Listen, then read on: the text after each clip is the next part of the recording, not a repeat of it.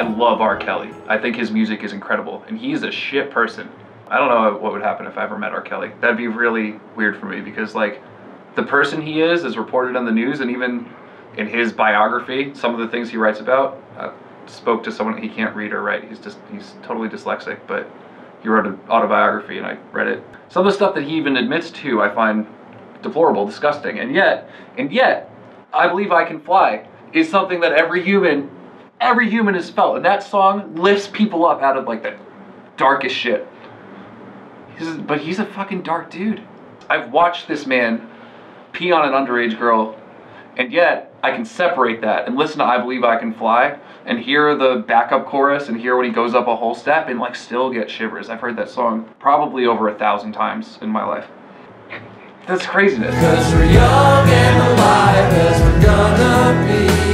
I want to survive what we both could be. And there's a world in my eyes I wish that you could see. But I'm going to the clinic tomorrow. Well, Bowie's actually the perfect example of where I think popular songwriting is right now, and I think we're actually living in a super special time, because like more than we are songwriters, we're more archaeologists than anything. Like access, he was pre-internet, but roll with me for a second. Like access to the internet allows you, as you're growing up, to find any music that speaks to you, and by the time you're of age that you are trying to make sense of the world, your influences are totally decided by you. A kid who gets Spotify when he's 6 years old and looks at related artists and like builds a library for themselves while their brain is still malleable and they're still learning what it means to hear and to feel, they're going to have a deeper understanding than I think anybody could have imagined. And what songwriting turns into, taking the pieces from everyone who's come before you and putting them together in a way that maybe hasn't been done before. Bowie, when he first started out, was trying to write songs exactly like the Beatles. He wasn't doing anything different.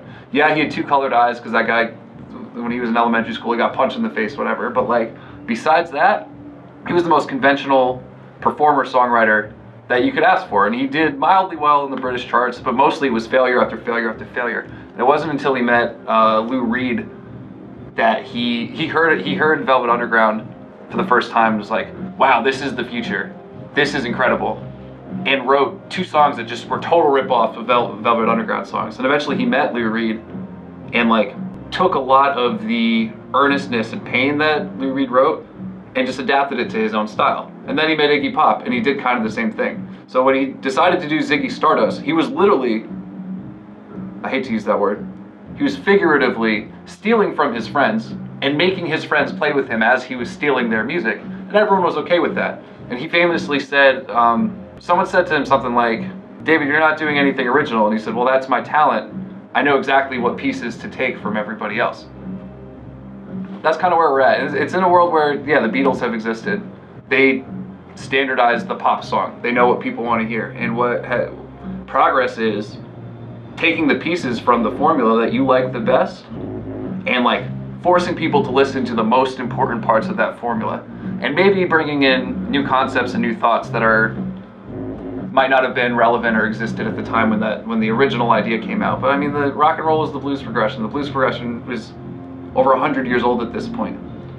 If the C chord was different when every person played it, if it was a different sound, no one would be able to relate to music. There needs to be something that holds people together. And the fact that they're all the same chords, but you express them slightly differently than someone else, is what makes the whole thing special.